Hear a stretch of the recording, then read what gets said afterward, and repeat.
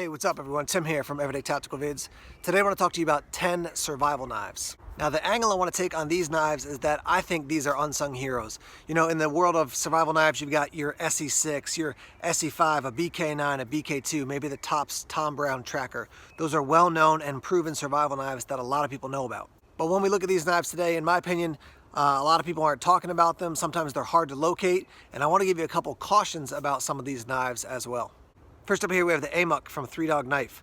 So you can pick this up at Northern Knives, and I've got their website listed down below. They're based up in Alaska. Just a really beefy survival knife. This one has G10 handles, kind of that gray and green together. You can get it with a couple different steels and different colorations for your handle as well. Got that kind of cool modified tanto there for your edge. About a 6-inch cutting edge when it's all said and done. Like I said, G10, you got that hook there and a very aggressive pommel for, you know, smashing into things. It does come with the Kydex sheath. Nice thumb ramp there to take it out of the sheath, and it does have a blade tech lock on the back. Just a hefty survival knife. These can run $300, $400, maybe even a little bit more, depending on what you specify when you pick out this knife, right? So Elmec steel is gonna be more than like a K110 or something like that. But just, I mean, this is a lifelong investment if you buy this thing. You might first think that is a sawback. It is not, just kind of a design in the spine of the knife.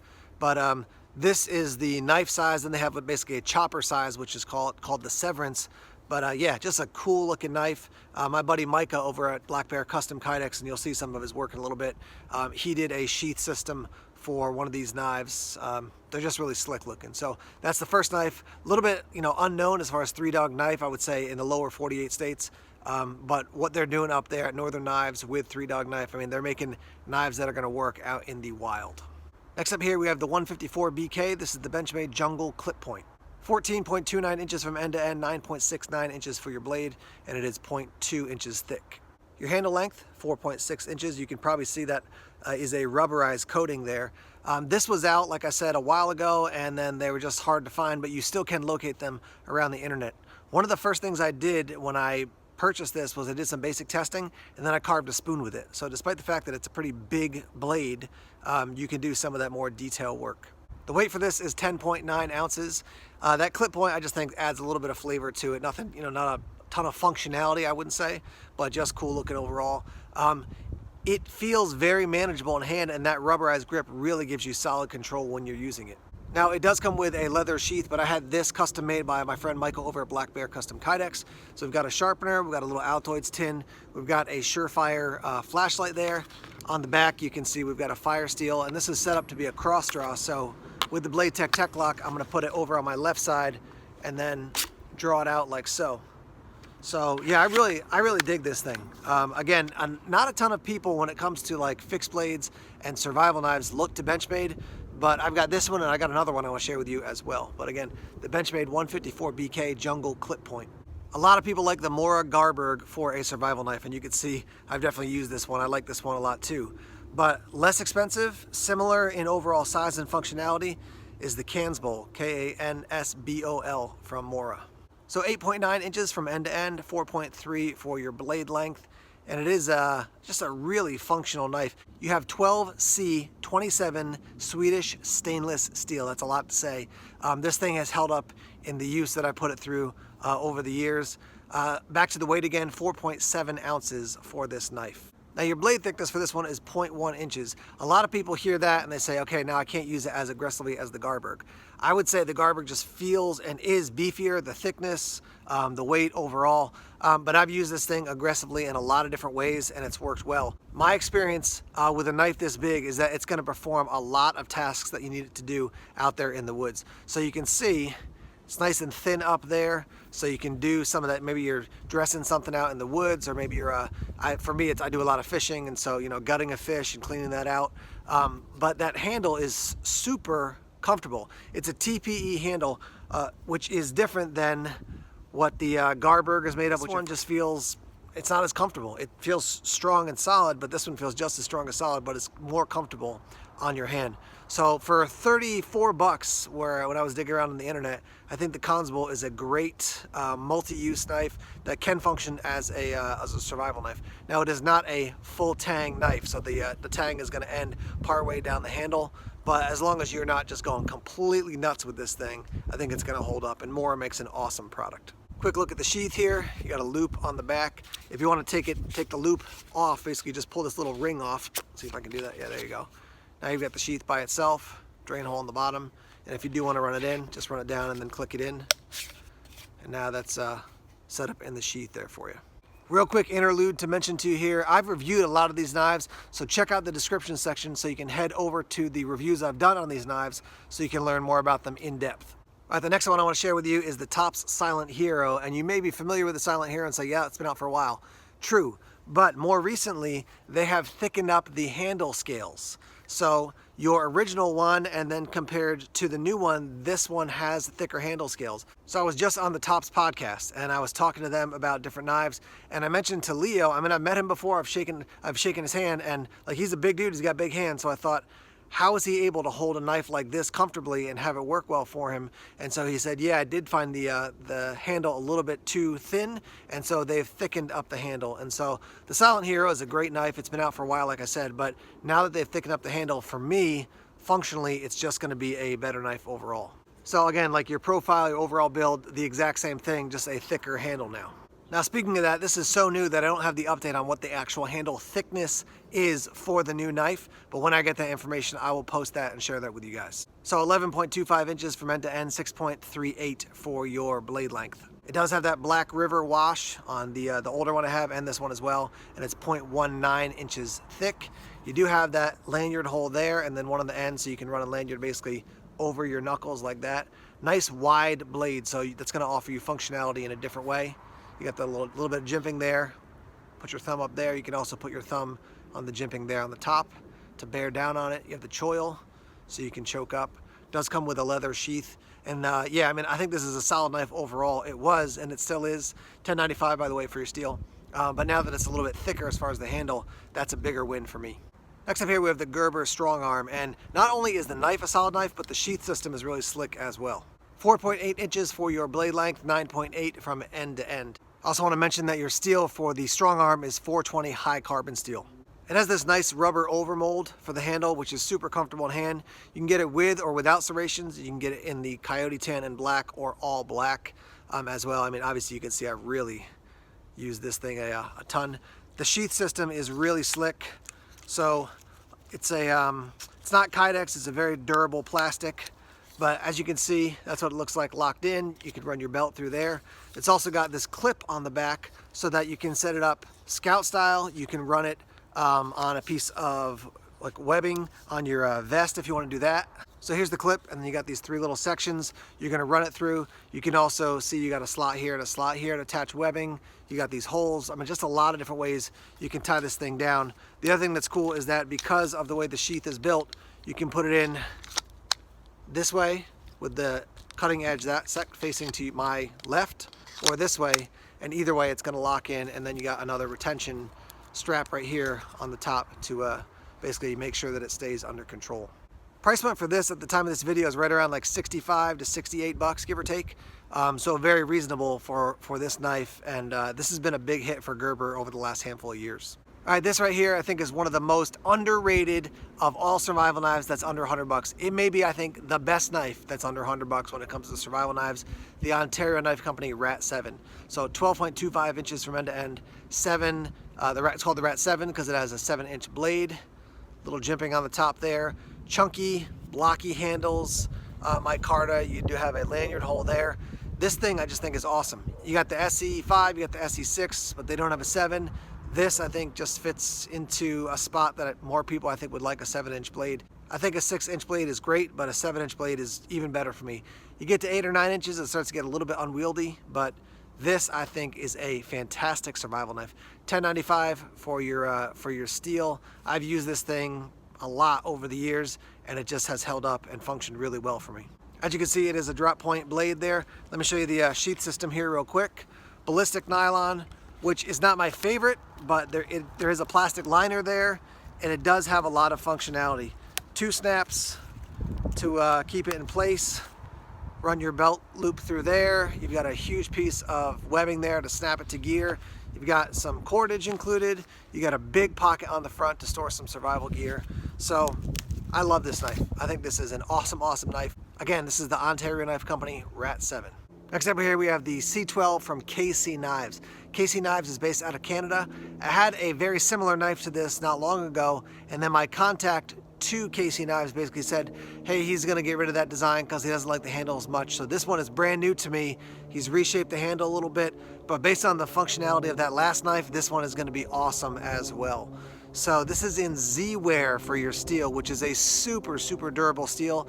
If you're familiar with Miller Brothers blades, they use Z-Wear a lot on their knives.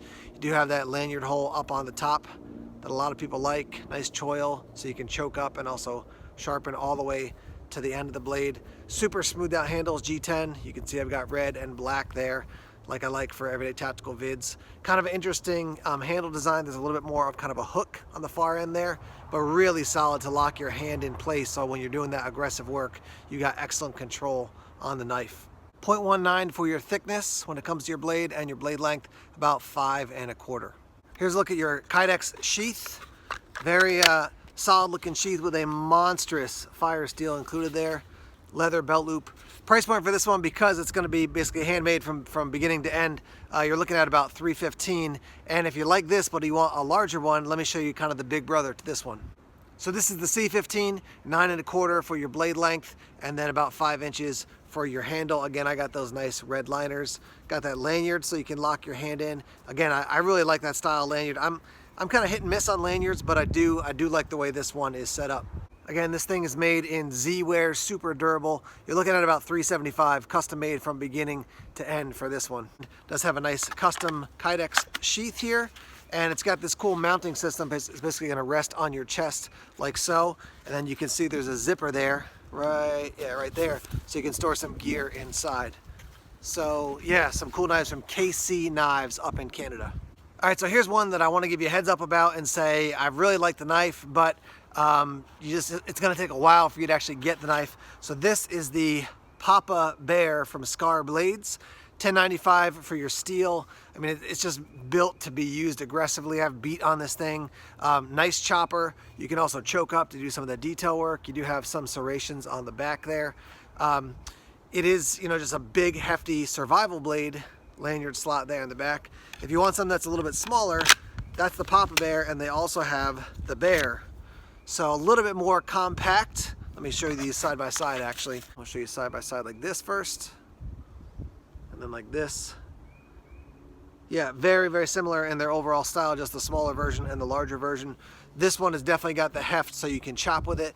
This one you can chop with, but not as effectively as this one. Big sweep there. And just the heads up again is that I've had great interactions with Scar Blades in the past when I work with them, but I have heard people say it can take a while for you to get your blade. So just a heads up from them. I got links below to their website. So just a heads up for that. Some people, you get your order in, you think you're gonna get something in a month, and it may take a bit longer than that. So those are two, I think, maybe a little bit lesser known survival knives.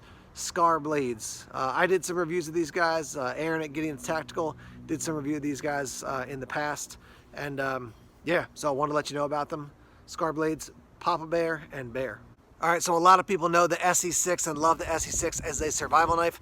Let me show you one that reminded me of the SE6, made by Work Tough Gear, and it's the Red Wolf. So a little bit smaller, but a lot of the same features and functionality. And just, as I've used it, I'm like, yeah, this reminds me of the SE6. You can see I've put this thing through the paces. I'll show you on that side. You can see I've been working the bow drill divot as well. So 12.3 inches from end to end, 5 inches for your blade. You're talking about 0.13 inches for your thickness. You got these G10 handles, got a little bit of texture on them that you can see. Nice orange liners, slot there for your lanyard. Bow drill divot is on both sides of the knife. Let me show you the leather sheath here. I've taken the dangler system off. I just have the metal loop there, but there is a dangler so you can attach this to your belt. 8.6 ounces. It is SK85 for your steel. So a lot of people are more comfortable with the 1095, but I'm telling you the SK85 has worked awesome. I've used this thing quite a bit, and yet it's still nice and sharp. So again, a little bit shorter than the SE6, but I think a good competitor if you want to try something different. This is going to run you a little over $100, maybe around $130 or so from Work Tough Gear. And again, with Work Tough gear, they're putting in a lot of, personal time on each knife. It's not just, they're not just being pumped out in some factory. A lot of personal touch when they work these knives over and build them for you. All right, 2 more knives, and for both of these, you're gonna have to dig around to find them on the internet. This is the Spyderco Bushcrafter UK. This is an 01 tool steel, super smoothed out G10 handles, lanyard hole there, Scandi grind, got your Spidey hole there. It does say Bushcraft UK on the back, so you can see that. I've got this set up as a system right here that I'll show you. It's got a sharpener built in. Just a really nice system, again, from my buddy Micah over at Black Bear Custom Kydex. So it's going to hang off of your belt. Also, I can set this up to be a cross draw, and I've got my my Blade Tech lock there. But this is just it's a very slick looking knife. I use this, I think, to make a spear in the video that I put together to review this thing, and it's a little bit hard to see on camera, but it's been used. And yeah, I like this thing a lot. The handle is super ergonomic. As soon as you pick it up, you're like, that falls right into my hand nicely.